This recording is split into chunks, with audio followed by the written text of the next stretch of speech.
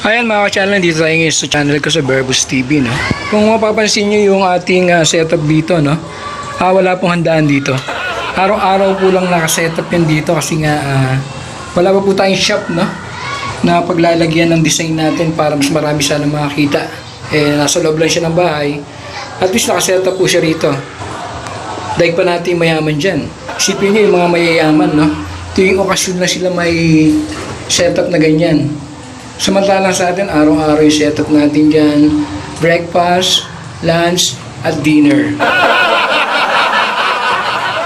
Yung nga lang, yung kaibahan natin sa mayaman, no, yung pagkain nila. Yung sa atin, hulaan nyo.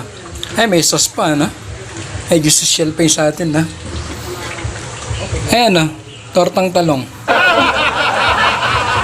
Ay, huwag nyo tatawanan yan, no? May protein yan, may itlog yan. Ewan ko lang doon sa talong, no? Kung anong meron doon, no? Search nyo na lang. Yung mantika, cholesterol yun, no?